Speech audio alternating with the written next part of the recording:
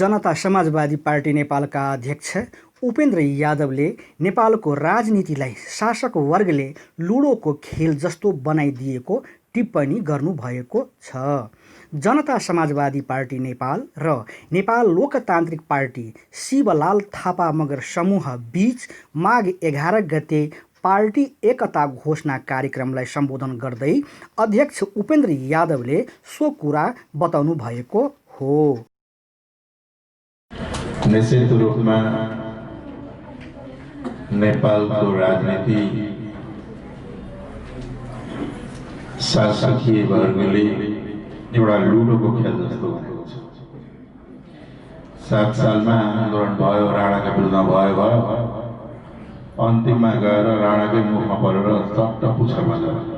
जस्तो लुडोमा यसो सिडी चढ्दै चढ्दै चढ्दै गयो र सर्पको मुखमा पछि ठ्याक्कै फेरि झरेर पुछमा। त्यस्तै हो 7 सालको आन्दोलन। 36 सालको आन्दोलन त्यस्तै हो। 42 सालमा पनि त्यो ठुलो आन्दोलन 46 सालमा भयो र लुडो चढ्दै चढ्दै संवैधानिक राजतन्त्र बहुदलीय प्रजातन्त्र पुग्यो। ठ्याक्कै गएर राजागान्धी आइसकेपछि त्यो सर्पको मुखमा परेर स्वाटै तल झऱ्यो।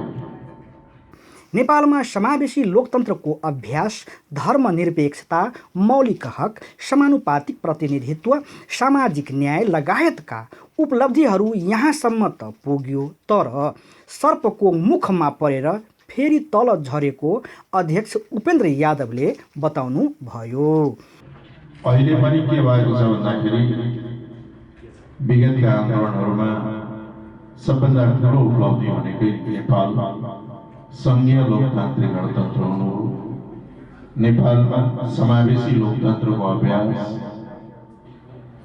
र धर्मनिरपेक्षता, मौलिक हक जस्ता अत्यन्त महत्त्वपूर्ण पक्षहरू, समानुपातिक जस्ता कुराहरू, सामाजिक न्यायका कुराहरू अहिले आएर नेपालको पछिल्लो आन्दोलनका उपलब्धिहरू र यिनै संघीयता र समावेशितालाई संस्थागत गर्दै अगाडि बढ्दै मुलुकलाई एउटा समावेशी लोकतन्त्र, संघीय लोकतान्त्रिक गणतन्त्र र यहाँ भएको चाहे मधेसी समुदायप्रति होस्, आदिवासी जनजातिप्रति होस्, या दलित समुदायप्रति होस्, या महिलाप्रति होस्, या थारू लगायत अल्पसंख्यक समुदायहरूप्रति होस्, यी सबै पूर्ण समुदायहरूका पहिचानको मान्यता, उनीहरूको समानुपातिक भागीदारी, साझेदारी र प्रतिनिधित्वको सवाल, विभेद र असमानतालाई अन्त्य गर्ने जस्ता सवालहरूलाई हल गर्दै अगाडि बढ्नुपर्ने समयमा यहाँसम्म त पुग्यो। अहिले आएर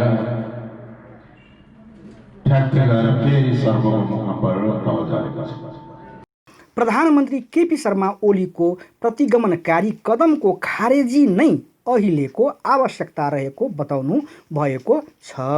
उहाँले प्रतिगमन खारेजी भएपछि मात्र मुलुक सही ट्र्याकमा आउने बताउनु भयो।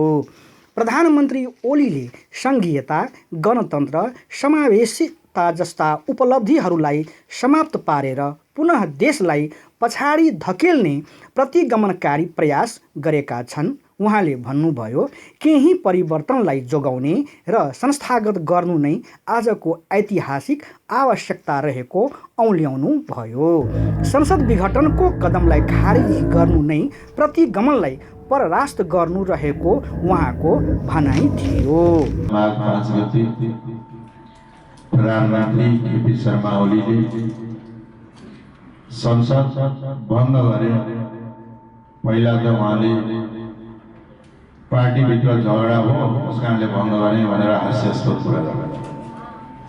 पछि आएर यो संविधान सम्मत छ भन्नुभयो। अहिले आएर उहाँले यो संविधानको कुरा होइन, मेरो राजनीतिक निर्णय हो। अब एउटा प्रधानमन्त्री कार्यकारिणी प्रमुख संविधानलाई माथि बलात्कार प्रहार गर्छ। संविधानमाथि मात्रै प्रहार होइन, यो प्रतिगमनको थालनी र प्रतिगमनको ढोका खोलेको छ। यसले लोकतन्त्रमाथि प्रहार गरेको छ, यसले सङ्घीय गणतन्त्रमाथि प्रहार गरेको छ र यसलाई फेरि विगतका आन्दोलनहरू जस्तै उपलब्धि हुने, केही दिन टिक्ने, त्यसपछि चाहिँ उही सर्पको मुखमा लुडो खेल्न परे जस्तो फेरि पुछरमा आइपुग्ने, त्यस ठाउँमा पुर्याउने प्रयास भएको छ। यो इन्टेन्सनली चाहिँ के भन्दाखेरि संघीयता, गणतन्त्र, समावेशिता जस्ता मुद्दाहरूलाई समाप्त पारेर फेरि मुलुकलाई पछाडि धकेल्ने प्रतिगमनकारी प्रयास र अब अहिलेको अवस्था के हो भने केही परिवर्तनहरूलाई जोगाउने, संस्थागत गर्ने आजको ऐतिहासिक आवश्यकता हो र बाँकी अधिकार, बाँकी परिवर्तनका लागि यसलाई जोगाएर संस्थागत गरेर अगाडि बढ्ने आजको आवश्यकता हो। यस बेलामा जुन प्रतिगमनकारी कदम उठाइएको छ, लोकतन्त्रमाथि प्रहार गरिएको छ, संघीयतालाई समाप्त पार्न खोजिएको छ, संघीय गणतन्त्रलाई धरापमा पारिएको छ, यसलाई रोक्नु आजको सबभन्दा पहिलो आवश्यकता छ। यसलाई रोक्नु नै हो। यसलाई रोक्ने भनेको प्रधानमन्त्रीजीले जुन असंवैधानिक, अलोकतान्त्रिक र प्रतिगमनकारी कदम उठाउनु भएको छ, यो कदमको खारेजी गर्नु नै प्रतिगमनलाई परास्त गर्नु। कुनै पनि रूपमा यो कदम अगाडि बढ्यो भने, निरन्तरता पायो भने, जसरी विगतमा राजा महेन्द्रले 2017 साल पुष्य गतेका दिन संवैधानिक कु गरेर, संविधानमाथि नै कु गरेर सैन्य बलमा जुन सत्ता शक्ति हातमा लिए 30 वर्ष नेपाली जनता लड्यो, हजारौंले बलिदान दिनु पर्यो। अब यो सफल भयो भने, यो प्रतिगमन सफल भयो भने लामो समयसम्म फेरि यही अहिले प्राप्त भएको अधिकार प्राप्तिका लागि लड्नुपर्छ। तसर्थ के हो भन्दाखेरि अहिलेको आवश्यकता, अहिलेको महत्त्व प्रतिगमनको खारेजी नै हो। अध्यक्ष उपेन्द्र यादवले प्रतिगमनको खारेजीपछि मात्र मुलुक ट्र्याकमा आउने बताउनु भयो। उहाँले थप्नुभयो, ट्र्याकमा आइसकेपछि मुलुकमा ओली तन्त्रको अन्त्य हुन्छ र लोकतन्त्र अगाडि बढ्दछ। र यो प्रतिगमनको खारेजी गरिसकेपछि मुलुक ट्र्याकमा आउँछ। जुन संवैधानिक लाइनबाट हटिसकेको छ त्यो ट्र्याकमा आउँछ। ट्र्याकमा आइसकेपछि मुलुकमा केपी शर्मा ओली तन्त्रको अन्त्य हुन्छ र ओली तन्त्रको अन्त्य भइसकेपछि लोकतन्त्र अगाडि जान्छ र त्यस सँगसँगै यो संविधानलाई संशोधन गर्ने, संविधानलाई परिवर्तन गर्ने या परिमार्जन गर्ने, संविधानलाई सच्याउने र बाँकी अधिकारहरू संविधानमा इन्क्लुड गर्ने र संविधानमा रहेका विभेदकारी प्रावधानहरू, अस्पष्टताहरू, त्रुटिहरूलाई हटाउने, त्यो कार्य त्यसपछि अगाडि बढ्छ। अब अहिले सुनिँदैछ सबै कुरा सेटिङमा भएको छ। यो सेटिङको राजनीतिको कुनै भविष्य हुँदैन। यदि यो सेटिङको राजनीति सफलै हो भने क्षणिक मात्रै हुन्छ। यसले मुलुकको राजनीतिलाई गति दिँदैन, लोकतन्त्रलाई कमजोर पार्छ, निरङ्कुशतालाई बढावा दिन्छ र विगतका आन्दोलन र जनआन्दोलन, मधेस जनविद्रोह, सशस्त्र विद्रोह विभिन्न सङ्घर्षबाट प्राप्त भएको अधिकारलाई यसले समाप्त पार्छ। त्यसकारणले चाहिँ के हो त भन्दाखेरि आजको आवश्यकता नै मुलुकलाई को भएको परिवर्तनलाई जोगाउने र प्रतिगमनलाई बर्खास्त गर्ने र यदि त्यो अब सहज तरिकाले हुन्छ भन्ने जस्तो त मलाई लाग्दैन। यदि सहज तरिकाले राजनीतिक रूपले संवैधानिक रूपले त्यो समस्या हल होला जस्तो छैन। तर सबभन्दा ठुलो शक्ति भनेको जनशक्ति हो। आउने दिनमा जनसङ्घर्षका माध्यमबाट, जनआन्दोलनका माध्यमबाट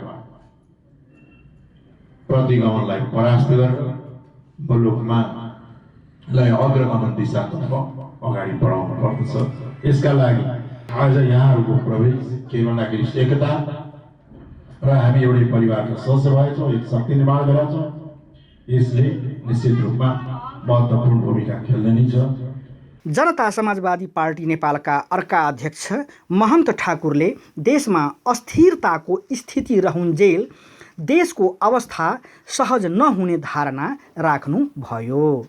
जब अस्थिरताको दौर रहन्छ, स्थिति चाहिँ सहज हुँदैन, यस्तै द्वन्द्वको अवस्थामा रहन्छ त समस्या एकातिर हुन्छ र जुन आवश्यकता छ त्यो एकातिर हुन्छ। अहिले त्यही हो, सारा ध्यान चाहिँ अब विकास निर्माण तरफ जानुपर्ने थियो। हामी पिछडिएको देशमा हाम्रो गिन्ती छ, हाम्रो समाज पिछडिएको छ, शिक्षामा पछाडि छ, स्वास्थ्यमा पछाडि छ, रोजगार बेरोजगारी बढेको छ। यो अवस्थामा हामीले सबैले यो चुनौतीलाई सामना गर्नुपर्ने थियो। तर त्यो चुनौती नभइकन अहिले हामीहरूको अगाडि एउटा यस्तो शक्ति बनाउनु छ जसले कि हाम्रो साथीहरूले भन्नु त्यो चुनौती हो। हामी वैकल्पिक पार्टीको रूपमा उत्थान गर्न चाहन्छौँ, अगाडि बढ्न चाहन्छौँ र त्यसमा तपाईँहरूको पनि सहयोग पायौँ हामी सबैले मिलेर जाउँ। यो चुनौती हो, तर चुनौती एउटा अवसर पनि हुन्छ। त्यो हामीलाई एउटा अवसर पनि दिएको छ। चुनौती त कठिन हुन्छ, त्यो सङ्घर्षै हुन्छ एक किसिमको, तर त्यो अवसर पनि दिन्छ। किनकि यदि यो चुनौतीको हामीले सफलतापूर्वक सामना गर्यौँ भने त सकारात्मक परिणाम आउँछ। वरिष्ठ नेता राजेन्द्र महतोले संविधान र शासन पटक पटक बदलिए पनि विचार र व्यवहार नबदलिएका कारण देशमा प्रतिगमन हुने गरेको धारणा राख्नुभयो। कम्युनिस्ट र काङ्ग्रेसले देशलाई गोल चक्करमा फसाएको उहाँले बताउनु भयो। हाम्रो कन्धामा दुईवटा जिम्मेवारी आइपरेको छ। एउटा जिम्मेवारी प्राप्त उपलब्धिको रक्षा कसरी गर्ने हो र अर्को यो औपनिवेशिक शासनबाट मुक्ति कसरी पाउने हो। यो नस्लीय चिन्तन सोचबाट गरिएका शासन र सत्ताबाट यो देशका जनताले, शोषण उत्पीडन परेका जनताले, हिमाल पहाड तराई मधेसका जनताले कसरी मुक्ति पाउने हो, कसरी यो देशमा अधिकार सम्पन्न नागरिकको दर्जा प्राप्त गर्ने हो। तो अर्को दायित्व र जिम्मेवारी पनि हाम्रो कन्धामा छ। यो जनता समाजवादी पार्टीको निर्माण पनि त्यसैको लागि भएको। यो त बीचमा आएर कहाँबाट केपी ओलीले प्रतिगमन थपिदियो, नत्र हाम्रो लक्ष्य त सिधा यो नेपाल भनेको सम्पूर्ण नेपालीको हो। यो कुनै एउटै वर्ग जात समुदायको देश होइन। यो बहुराष्ट्रिय राज्य हो। यो मधेसीको पनि राज्य हो, आदिवासी जनजातिको पनि राज्य हो, दलितको पनि राज्य हो। यो सबैको राज्य हो। तर यो देशमा दुर्भाग्य कस्तो भने संविधान र शासन पटक पटक बदलिन्छ। 7-7 वटा संविधान यो देशमा लेखिसक्यो। राणा शासनबाट गणतन्त्र आइसक्यो। संविधान र शासन बदलिन्छ तर विचार र व्यवहार कहिले पनि बदलेन नेपालमा। यही कारण हो यो देशमा पटक पटक प्रतिगमन हुने, पटक पटक लोकतन्त्रको हत्या हुने र जनताले खोजेको अधिकार चाहिँ जनताले प्राप्त गर्न पाउने। किनभने जहिले पनि संविधान र शासनको निर्माण यहाँका शासक वर्गले आफूलाई गर्दो रहेछ। औपनिवेशिक शासन सत्ता चलाउनेहरूले शासक नस्लवादी चिन्तन सोच बोकेका केही शासक वर्गीय जमातले आफ्नो लागि संविधान बनाउने, आफ्नो लागि शासनको निर्माण गर्ने, बैनर मात्रै फेर्ने, बैनर मात्रै पटक पटक, कहिले 4 सालको संविधानको बैनर लाग्ने, कहिले 15 सालको संविधानको बैनर लाग्ने, कहिले 47 साल, कहिले 72 साल, कहिले। तर त्यो चाहिँ सबै जनताको लागि नबनाइदिने, त्यो संविधान सबैको लागि नबनाइदिने। आन्दोलन गर्दाखेरि सँगै आन्दोलन गर्ने, आन्दोलन गर्दाखेरि सबैको लागि संविधान बनाउने भनेर यी कम्युनिस्ट कांग्रेस भनाउँदा ठुला पार्टीका नेताहरूले प्रतिबद्धता व्यक्त गर्ने। तर जब जब संविधान बनाउने अवस्था आउने त्यति बेला आन्दोलनका एजेन्डाहरू, आदिवासी जनजातिले उठाएका एजेन्डा, मधेसले उठाएका एजेन्डा, दलित लगायत आन्दोलनका एजेन्डाहरूलाई ताकमा राखेर संविधान बनाउने, एकल संविधान बनाउने, शासन आउने। गणतन्त्र भन्दा दुनियाँमा कुन राम्रो शासन हो भन्नुस् त? यो गणतन्त्र भन्दा राम्रो शासन दुनियाँमा हुँदैन। तर यो गणतान्त्रिक अवस्थामा पनि सम्पूर्ण नेपाली जनताले हाम्रो शासन चाहिँ अनुभूति गर्न सकेन। के हो यो?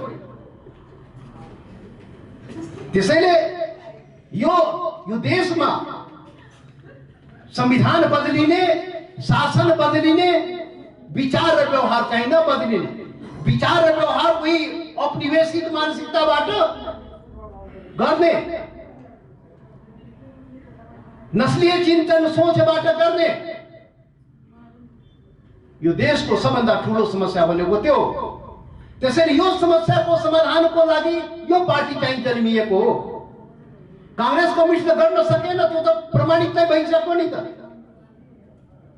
पटक नेपाली जनताले यिनीहरूलाई हेरेकै हो नि त। उनलाई दुनियाँमा नै यो पूर्वीय मीमांसाबाट निर्मित यो क्यापिटलिजम, कम्युनिजम यो असफल भइसक्यो हो। यो देशको समस्या समाधान गर्न नसकेर दुनियाँमा नै असफल हुन लागिसकेको अवस्थामा नेपालमा कहाँबाट सम्भव हुन्छ? यहाँ त खोखला राष्ट्रवादको कहिले नारा दिने, कहिले के झुक्याउने, कहिले के गर्ने, यही गोल चक्करमा चाहिँ नेपाललाई घुमाइरहेको। यो गोल चक्करबाट नेपाललाई मुक्ति दिलाउनुपर्छ हामीले। यो कम्युनिस्ट कांग्रेसले यो देशलाई गोल चक्करमा जनतालाई फसाएर कंगाली अवस्था पुर्याइसक्यो। घोषणा सभामा नेपाल लोकतान्त्रिक पार्टीका संयोजक शिवलाल थापा मगर र नेत्री आशा चतुर्वेदी लगायतकाले आफ्नो धारणा राख्नु भएको थियो। घोषणा सभामा आशा चतुर्वेदीसँग हामीले प्रतिक्रिया लिएका थियौँ। हेरौँ उहाँको प्रतिक्रिया उहाँकै शब्दमा। सबभन्दा पहिले तपाईले धन्यवाद, सन्दर्भिक क्वेसन गर्नुभएछ। तपाईँ विगतमा पनि हेर्नुहोस्, जब जब यो देशमा तानाशाहहरू पैदा भएछ और देश र जनतालाई गुलाम बनाउन कोसिस गरेको छ, जनताको हक अधिकारलाई कुण्ठित गर्न खोजेको छ, तब जनताले नि तह लगाएर राजतन्त्रलाई पनि फाल्यो। यो जुन ओली सरकार हुनुहुन्छ उहाँलाई पनि जुन तानाशाही रूपमा त्यो ज्ञानेन्द्र के पथ पर चलिराख्नु भएछ, त्यो अवस्था देखेर देश र जनताको हितमा हामीहरूले एकजुट भएर आवाज उठाएर यो प्रतिगमनलाई हामीहरूले प्राप्त गर्नेछौँ र यो देशमा जहिले पनि राजनीतिक अस्थिरतालाई जहिले पनि खत्म गर्ने स्थिर गभर्मेन्टलाई नरहने दिने, देश र जनतालाई सही तरिकाले विकासको मार्गमा नजान दिने जुन उनीहरूले प्रयास गर्दै हुनुहुन्छ उसलाई परास्त गर्नको लागि हामीले एकजुट हुनैपर्छ। हामी सम्पूर्ण जनतालाई पनि म आह्वान गर्न चाहन्छु कि गलत छ भने गलत छ। संविधानभन्दा माथि देशमा कोही पनि हुँदैन, कुनै पनि पार्टी हुँदैन। त्यसले संविधान जुन हामीले बनाएको, जनताले जुन प्रतिनिधि चुनेर पठाएको के को लागि, 5 वर्षको लागि, 5 वर्ष त जनताले पठाएको प्रतिनिधिले त काम गर्न दिनुपर्छ नि त। संसद विघटन गर्ने अधिकार उहाँले कसले दिएको? संविधानले त दिएको छैन। त यसको मतलब छ उहाँले तानाशाही आफ्नो रूप देखाइराख्नु भएको छ। त्यसको विरुद्धमा हामीले एकजुट हुनुपर्छ, एउटा ठाउँमा हुनुपर्छ अनि हामीले यसलाई परास्त गर्नुपर्छ। अब आगामी दिनमा यहाँहरूको भूमिका कस्तो हुनुपर्छ बताइदिनुहोस् न।